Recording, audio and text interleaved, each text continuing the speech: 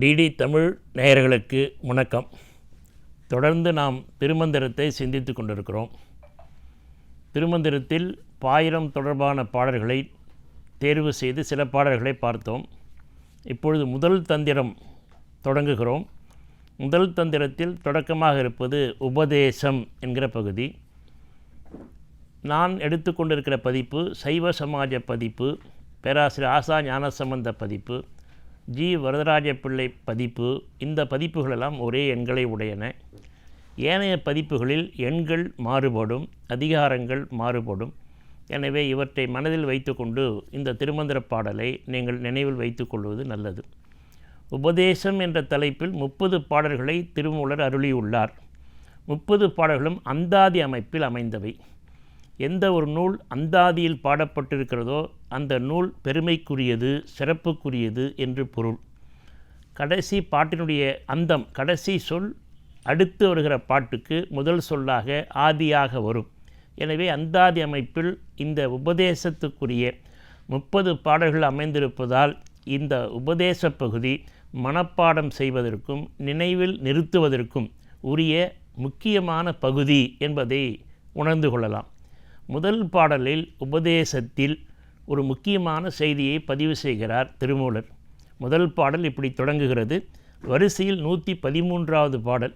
விண்ணின்று இழிந்து வினைக்கீடாய் மெய்கொண்டு தன் என்ற தாளை தலைக்கு காவல் வைத்து உள் நின்று உருக்கி ஓர் ஒப்பிலா ஆனந்தம் கண் நின்று காட்டி களிம்பருத்தானே என்பது முதல் பாடல். அடுத்த பாடல் களிம்பருத்தான் எங்கள் கண்ணுதல் நந்தி என்று தொடங்கும். அந்த பாட்டு பதியே என்று முடியும். மூன்றாவது பாட்டு பதி பசு பாசம் என 30 பாடல்களும் அந்தாதி அமைப்பில் அமைந்துள்ளன. இந்த முதல் பாட்டில் அவர் சொல்லுகிற முக்கியமான செய்தி, இந்த இறைவன் விண்ணிலிருந்து கீழே இறங்கி வந்து, விண்ணிலிருந்து கீழே இறங்கி வந்து குரு வடிவம் வந்து நம்முடைய வினைகளை எல்லாம் அறுத்து நம்மை உய்விக்கின்றார் என்பது பொருள். இன்னொரு பொருள், இந்த உடம்பு நாம் பிறப்பெடுத்ததே நம்முடைய வினைக்கு ஏற்ப, விண்ணிலிருந்து வினைக்கேற்ப இந்த மெய்யாகிய உடம்பை பெற்றுக்கொண்டு வந்து இங்கே ஒரு குருபுரானை அடைந்த பொழுது அவர் நமக்கு உபதேசமாக, குரு என்றால் கு என்றால் இருட்டு, ரு என்றால் பிரகாசம், அறியாமையாக இருக்கிற இருளை நீக்கி ஞானமாக இருக்கிற அறிவு பிரகாசத்தை யார் தருகிறாரோ அவருக்கு பெயர் குரு. எனவே இறைவன்தான் குரு வடிவமாக வந்து நம்முடைய அறியாமையை நீக்கி அறிவு பிரகாசமாக ஆக்கி அந்த சுயஞ்சோதியாக நம்மை உருவாக்குகிறார் என்கிற பொருளும் இந்த பாட்டுக்கு உண்டு. அப்படியானால் இறைவன் எந்த இடத்தில் வந்தாலும் அற்புதங்கள் நிகழாது. அற்புதங்கள் நிகழலாம், சில விதிவிலக்குகள் இருக்கலாம், விதிவிலக்குகளெல்லாம் விதியாக ஆகிவிடாது. எனவே தான் எல்லா ஞானிகளுக்கும் ஒரு மெய்ஞான குரு உண்டு. பலருக்கு நமக்கு தெரிகிறது, சிலருக்கு தெரியவில்லை. சில பேருக்கு யார் குரு என்று தெரியவில்லை என்பதனாலேயே அவர்கள் திடீரென்று ஞானம் பெற்றார்கள் என்று நம்புவது அவர்களுடைய விருப்பம். எனவே எல்லாருக்கும் ஒரு ஞான குரு உண்டு. சுட்டி காட்டினால்தான் மெய்ப்பொருளை நீங்கள் அறிந்து கொள்ள முடியும். நம்முடைய அறிவால் அறிந்து கொள்ள முடியாது. அந்த இறையருளை நீங்கள் நன்றாக உணர்ந்து கொள்வதற்கு ஒரு சான்று நான் சொல்ல வேண்டுமானால், பெரிய புராணத்தில் 63 அடியார்கள். இந்த 63 அடியார்களில் பல பேருக்கு இறையருளை பெற்றார், அடைந்தார் என்று முடித்து விடுவார் தெய்வச்சேக்கிழார். சிலருக்கு ஜோதி தெரிந்தது என்பார். ஒரு சிலருக்குத்தான் சிவபெருமான் காட்சி கொடுத்ததாக பெரிய புராணத்தில் இருக்கிறது. அதில் சிறுதொண்ட நாயனார் ரொம்ப முக்கியமான நாயனார். வாளால் மகவறிந்து ஊட்ட வல்லேன் அல்லேன், கண்ணிடந்து அப்ப வல்லேன் அல்லேன், நான் ஆளாவது எப்படியோ திருக்காலத்தை அப்பருக்கு என்று அருமையான பாட்டு இருக்குது. அந்த சிறுத்தொண்டர் வரலாறு உங்களுக்கு தெரியும்.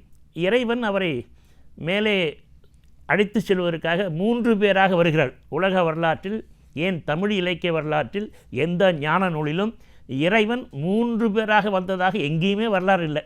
சிறுத்தொண்டர் வரலாற்றில் சிவபெருமான் உமையம்மை முருகப்பெருமானோடு சோமாஸ்கந்த மூர்த்தமாக மேலேருந்து இறங்கி வர்றார். அந்த இடத்துல ஒரு வரியை தெய்வ சேக்கிழார் போகிறார். அவர் 3 பேர் இறங்குறாங்க. திருச்செங்காட்டங்குடி அங்கே எல்லோரும் இருக்காங்கல்ல, எல்லாருக்கும் காட்சி கிடைக்கல. இந்த 4 மட்டும் தெரியுது. யார்? சிறுத்தொண்டர், மனைவி திருவெண்காட்டு நங்கை, மகன் சீராளதேவர், உடனிருந்த தாதி. இந்த 4 பேருக்கு மட்டும்தான் அது சந்தனத்தாதி. அந்த சேக்கிழார் வரியை போட்டார், இந்த 4 மட்டும் தங்கள் காட்சி கிடைப்பதற்கு கருணை செய்தார். அப்போ இறைவன் கருணை செய்தால்தான் நீங்கள் இறைவனே உங்கள் பக்கத்தில் இருந்தாலும் தெரிந்து கொள்ள முடியும். அவர் கருணை இல்லாமல் நீங்கள் யாரோன்னு நினச்சிட்டு நீங்கள் போய்கிட்டே இருப்பீங்க. இது ஒரு குறிப்பு. அநேகமாக சிறு தொண்டரை 17ஆவது பாட்டு என்று நினைக்கிறேன். அடுத்த பாட்டு ஒன்று போட்டார். இந்த 4 பேரையும் அழைத்து கொண்டு அவங்க வந்தவங்க 3 பேர், இப்போ 7 பேரும் சொர்க்கத்துக்கு போகிறாங்க. அந்த இடத்துல ஒரு வரி தெய்வ சேக்கிழார் போட்டிருக்கிறார். இந்த கருத்து என் கருத்து அல்ல, பெரிய புராணம். தெய்வ சேக்கிழார் என்ன சொல்கிறார்? இந்த 4 பேரை உடம்போடு மேலே கொண்டு போகிறார். என்ன காரணம் என்றால், அவரவர் தகுதிக்கேற்ப அருள் செய்வார் இறைவன் என்று தெய்வ சேக்கிழார் 18ஆவது பாட்டில் சொல்கிறார். அதனால தான் உடம்போடு மேலே போனவர் ஒருத்தர் சுந்தரமூர்த்தி சுவாமிகள், அவர் ஒருத்தர் தான். அவருக்கு துணையாக போனவர் சேரமான் பெருமாள் நாயனார். இங்கே 4 பேரும் சொர்க்கத்துக்கு போகிறாங்க. தெய்வ சேக்கிழார் என்ன சொல்கிறார்? அவரவர் தகுதிக்கேற்ப கருணை செய்வார். சிறுத்தொண்ட நாயனார் வரலாற்றில் இந்த நுட்பத்தை எல்லாம் அவர் எடுத்து சொல்லுகிறார்.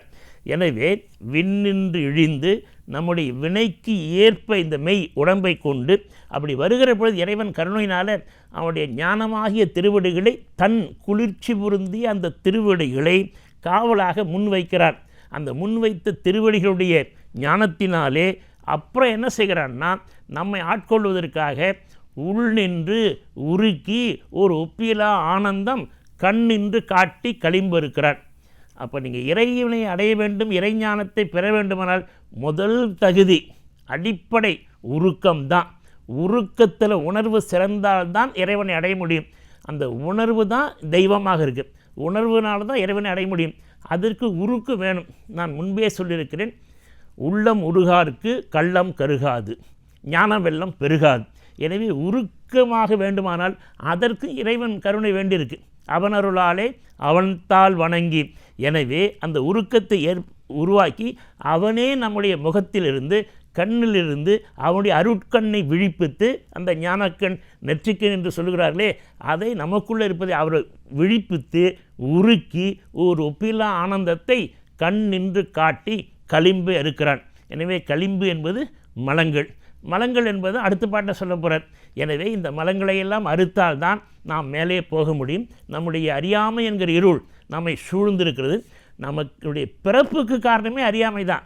இந்த அறியாமை முழுமையாக அகல வேண்டுமானால் இறைவன் ஞான விளக்கை ஏற்ற வேண்டும், குருவாக வர வேண்டும். அந்த குருவாக வந்த இறைவன் உங்களுடைய புருவ மத்தியில் இருக்கிற நெற்றிக்கண், ஞானக்கண், அறிவுக்கண் என்று சொல்லக்கூடிய அந்த உணர்வு மையத்தை தொட்டு உங்களை உருவாக்கினால் நீங்களும் திருமூலர் சொன்னது போல அந்த இறைநிலை அடையலாம். அதை அடைவதற்கு திருமூலர் உதவி புரிவாராக.